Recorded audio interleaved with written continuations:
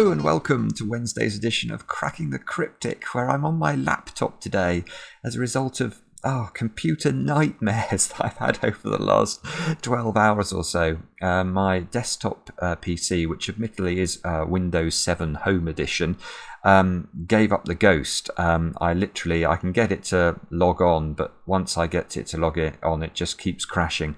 It is a disaster of the highest proportions, but I did manage to keep recording videos for Cracking the Cryptic on my holiday last year on this laptop, so I'm hoping that this sellotaped together old machine will do the job and we will be able to keep going with service as normal. But yeah, you'll have to forgive me if the audio or the video quality isn't quite as good as it ordinarily is. What I can assure you is that the puzzles ought to be right up to scratch, because the puzzle on the screen is by Jovial, and Jovial of course is the man behind a very popular video we released on Sunday on the channel, in which he explained how he constructed his masterpiece Syzygy. If you've not tried that puzzle, really do give it a go. It is quite remarkable. And one thing we've all been delighted about off the back of that is that our Discord server has seen an explosion of interest in people creating their first puzzles ever. So they've watched Jovial's video and now they're trying to set their own Sudokus, which is just superb. So we're really pleased to see that too. Tomorrow is the 1st of April. That means tomorrow, if you're a patron of the channel, you get to try the sequel puzzle to Everything is Roggen by Demono, of course. So that's pretty exciting, and we're looking forward to seeing the reactions to that. But before we get on to Jovial's puzzle today, which is a classic Sudoku of all things, I think it's the first time our Discord server has ever recommended a classic Sudoku to us, so this ought to be very interesting in terms of what we're going to be up against. But I'd like to read you an email that Mark and I received from Tom Buckles. We received it this morning, and it's blown us away, to be honest. And Tom did give us permission to read this out, so I'm going to do just that, and hopefully you'll understand why. So, dear Simon and Mark, my name is Tom Buckles. I'm 50 years old, and I'm writing to you from Southern California. Like so many of your viewers, I discovered your channel during the COVID lockdowns of last spring. The odd serenity of watching the beautiful logic unfold in the course of a clever solve gave me something to look forward to each day. In a short time, I was solving many of the harder puzzles, and to understate the case, your channel and the ability to work the puzzles found therein has been one of the few bright spots in my year. If for no other reason, you have my gratitude for that. On February the 13th, I suffered a massive stroke. I lost feeling and function on the left side of my body. My speech, personality and cognitive functions are thankfully entirely intact. When I was lying in the ICU, I noticed something strange. I could neither read nor make sense of the clock on the wall, an old-style second-minute hand clock face. They told me reading a clock is a function of spatial reasoning, and the part of my brain that was damaged is the location of that capacity. I immediately thought of the spatial geometry of a Sudoku grid and the spatial aspect of many of the variants. I feared that your channel, which has brought me so much joy and challenge over the past year, would now be beyond my ability to enjoy. I was completely lost for the first several solves that I watched, and I could not apply the rules, which I still understood, to the grid. Luckily, as I have learned through physical therapy, the brain is capable of repairing and forming new neural connections to restore function in damaged areas. After 1 month of physical therapy, I am now walking with a cane, an accomplishment I thought would take at least a year. And 1 month of watching your channel has helped me regain most of my Sudoku skills, and has had the added benefit of improving my spatial reasoning abilities across the board in a real, measurable way. So I wanted to thank you both for being a very real, active, effective component of my rehabilitation. Many people have noted the role that CTC has played in their coping with the pandemic. I want you to know that there is a young 50-year-old man who was in crisis a month ago, and now is filled with hope and confidence in his recovery, and you both are playing a very real, ongoing and instrumental role in that recovery with every video you post. So please take a well-deserved bow, and thank you both from the bottom of my heart and the right side of my brain. Tom Buckles. I mean, God, it brings a tear to my eye to read that. But I wanted to share it with you because we don't get email. We do get some lovely emails from time to time, but that one really is something quite incredible. And we wanted to wish Tom, of course, all the best with his continued recovery. And yeah, just to... it's one of the reasons why I'm not going to let this computer problem stop me posting puzzles to Cracking the Cryptic, because if we can make even a small difference to people's lives, then it seems worth the sellotape that we're sticking the laptop together with in order to provide videos. Anyway, with that, let's get to Jovial's puzzle and let me explain what the rules are. Normal Sudoku rules apply. There, I've done it. That was quick.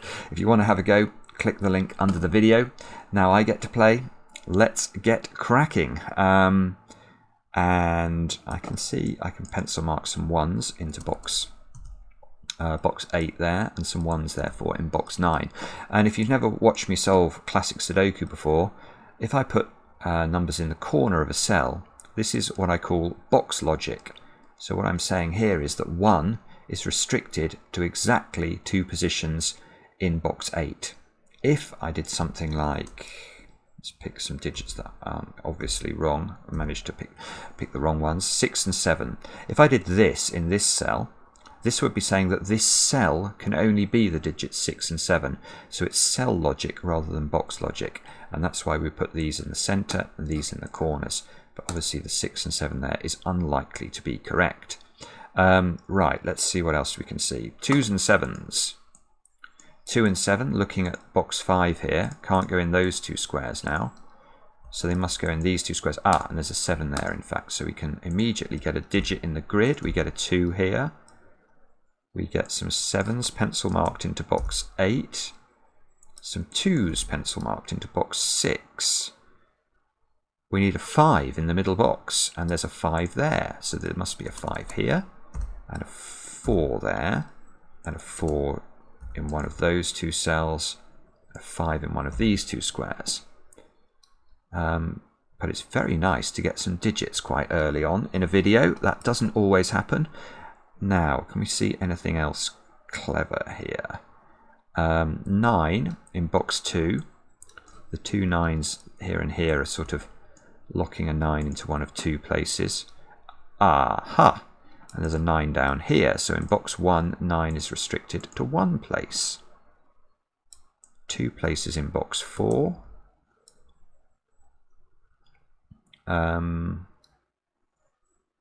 Okay, can we see anything more? Some people like to go through the digits sort of 1 to 9 in order. I've never been somebody who's done that very much. I probably should do it more often. 1s are in those positions. 1s are in these positions. Yeah, if I'd started here. Oh, 3s. 3s have to be in the same position as 1s in box. Whoa, didn't mean to do that. In box 4 there. So immediately I'm seeing this 6. Because once I get the 1s and the 3s locked into those 2 cells, I know I can't put any more digits in those 2 cells, because that will mean I have to put 3 digits in 2 cells. And no matter how hard I squeeze, that will be a problem. So 6 now has to go, obviously, into this square in box 4.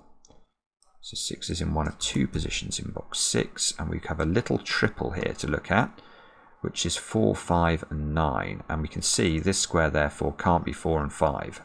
So that's the 9. The 5 goes here because of Sudoku. And that's a 4, and we are cooking with gas. 4s go into those 2 squares. This is a 2-9 combination. 1s, 3s, and 6s. So this is a 3 or a 6. That one, 1, 3, or 6. I can't see how to limit that any further. 1s, 3s, and 4. So this is 3 or 4. That one is 1, 3, or 4. We've made some real progress, actually, in the first, or in rows 4, 5, and 6 fairly quickly.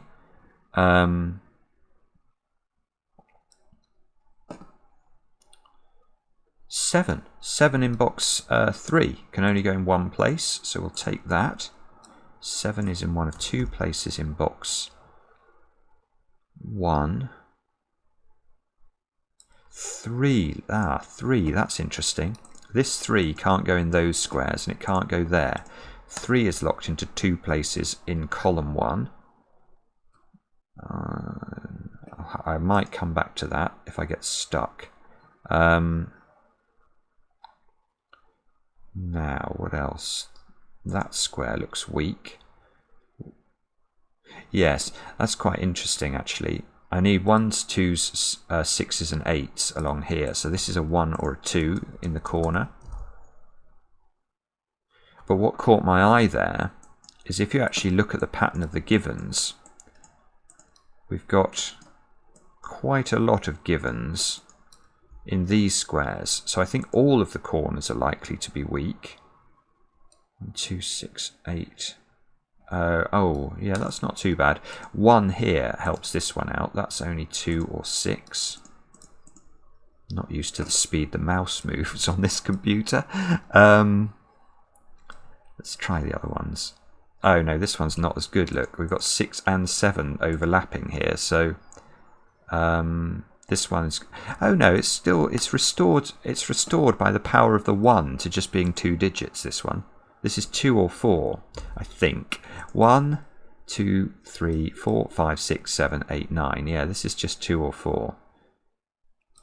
Is that one restricted then? 1, 2 or 3, 1 or 2.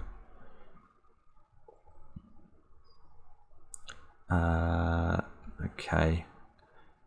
Can't see anything there. Probably should be able to, but not seeing anything.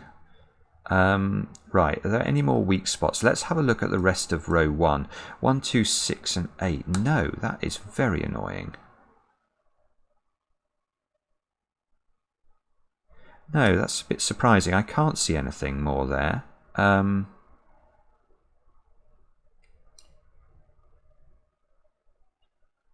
Maybe column 3, where we need 2, 7 and 8. No, I'm stuck at the moment. This is not good. It's worrying as well, because there must be something very clever about this puzzle for the Discord server to recommend it so strongly. What do we need there? 1, 5, 6. Oh, that square's a naked single. If you scan down column 5, we need 1, 5, 6 and 9. Well, this square C's 1, 6 and 9. That square is only a 5. I should have seen that more quickly, but didn't. So 5s are in one of those squares. So let's have another check of this. We need 1, 6s. Yes, 1, 9 here. This square is a 6. Okay, so 6 is in one of those 2 cells. These two squares are 1 and 9. Again, that sort of gets my spider senses tingling, because a bit like with the 3 over there, which I forgot to look at, but the 1s and 9s are now locked into exactly 2 positions in column 5. And it's this sort of thing that could... In fact, maybe we have a swordfish, do we? 1s, 3s, no, I can't see it. Oh, no, actually, no, we don't have a swordfish, but we do have an X-wing. Ah, simpler than I was expecting. Right, let us look at these squares and notice something rather clever about them. So, in column 1, where does the 3 go? We've already thought about that. The 3 is in one of 2 places. Now look at column 9. Where does the 3 go? One of 2 places. Now, so this is an X-wing pattern. I can see it's going to give me this digit as well. So what is the interesting thing if we can lock 3s into the same 2 rows of the grid in columns 1 and columns 9? Well, the critical thing to realise is that what we can't do in this situation is this. We can't put the 3s that have to be in column 1 and column 9 in the same row. That should be very clear. That's going to break the rules of Sudoku rather badly. So if we did have a 3 here, we'd have to put a 3 there. And if, on the other hand, we had a 3 there, we'd have to have a 3 there. So this is what gives the X-Wing its name. But perhaps one of the things that is most surprising about X-Wings is that people get confused about what X-Wings mean. So they might even be able to spot this pattern, but they don't understand how to use it. And that's because I think X-Wings are always explained badly. So I'm going to have a go now by asking a very facetious question. If we looked at the finished solution to this puzzle, how many 3s would there be in that row? It's a very easy question as well. The answer is 1. How many 3s would there be in the finished solution to row 8? The answer again is 1. So in these 2 rows altogether, there have to be exactly 2 3s. And we know that those 3s are definitely in 2 of those 4 squares. So is it possible to have a 3 here, for example? Or in any of these squares, for example? The answer is clearly not. If we did put a 3 here, that would be a third 3 in those 2 rows of the grid, and that won't work. So we can say immediately this square can only be a 6, and that should get us started again.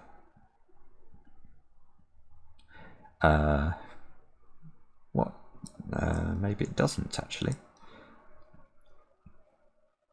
It gets us a pencil mark 6 in box 9. I don't believe it gets rid of a pencil mark there. That is the most paltry reward for an X-Wing spot, isn't it? 6 is done absolutely diddly squat. Okay, sorry. There must be something more. Let's have a look down this column. So what do we need? We've got 1s, 3s, 2s and 6s to place. That square can be anything.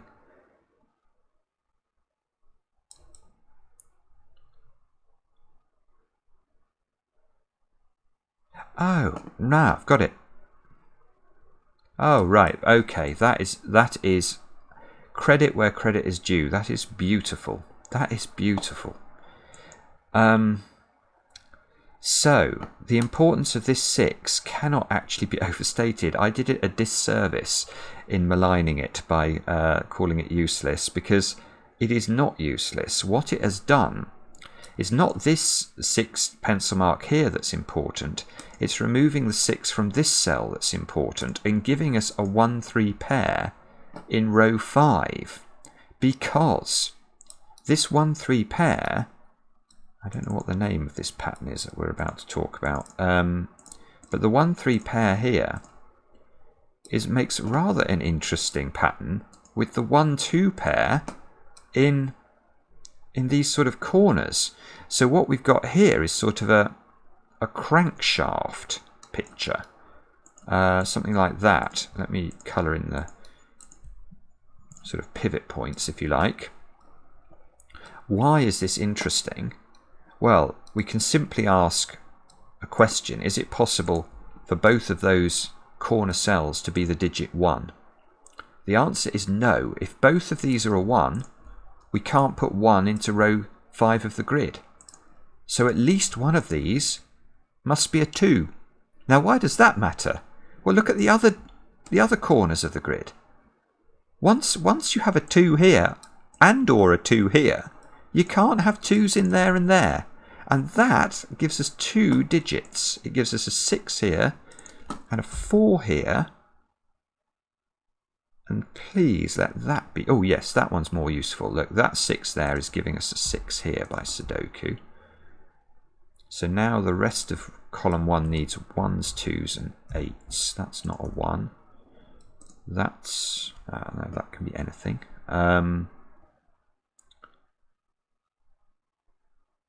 Okay. 4 here is doing something very similar. It's almost symmetrical with the 6 pattern there. This 4 is getting useful, isn't it? This 6 is actually operating down here as well, giving us a 6 into that square. feel like we've done most of the 6s. Perhaps have we done all of them? Yes, we have. So 6s are now finished. Let's double click 4s. 4s are not finished. So there's a 4 in one of those 2 squares.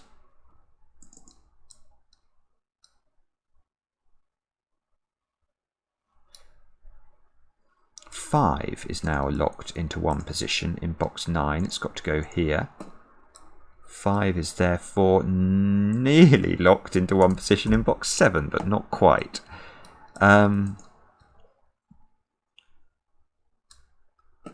So, what have we learned about the world from this? We have got some digits from that lovely pattern, but it hasn't finished the puzzle. 1s, 2s, 8s and 9s along the bottom row. Yes! 1s, 2s, 8 and this square. That can only be 8. And that... no, it doesn't quite. I keep expecting it to suddenly collapse and us to get loads of digits, but it's very much not. This square is 2 or 8. It can't be 1. That square... oh no, why did I say 2 or 8? That can't be 2 or 8. Hang on, let me go back to this. Oh, 9 is the missing digit now. 1s, 2s and 9s. So this square is any of those, 1, 2 or 9. This column needs 1, 2 and 3. This square's only 2 or 3 therefore, because we know the 1 must be in the domino at the bottom.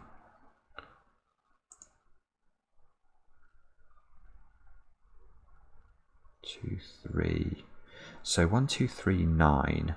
So the 8 in this box has to be in this domino here, which means that 8 up here can still be in 3 positions, and I'm not corner pencil marking in a classic Sudoku 3 cells because I don't like doing it.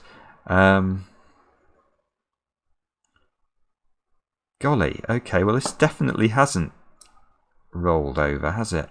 It's not letting us tickle its tummy. 2 7s and 8s. That square's a 2 or a 7.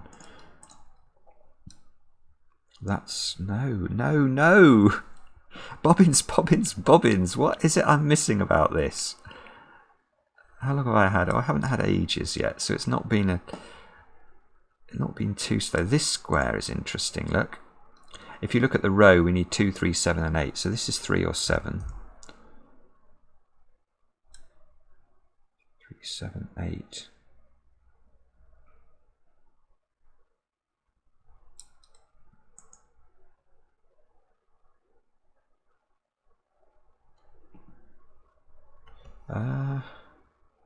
Maybe this column. 1, 2, 7 and 8. I'm not seeing anything here. This is really disconcerting. Maybe this column. 2, 3, 8 and 9. That square has only got 2 or 8. I feel like I've said that a few times. No, I think it's because I put it in there, isn't it? Misremembering what I did. No, I have put the same thing in there. 2s, 8s.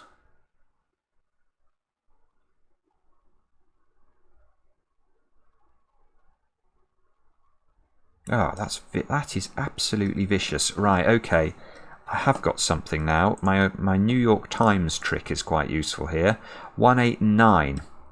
So this is a good trick for classic Sudoku. It's not easy to spot though, as you've just seen.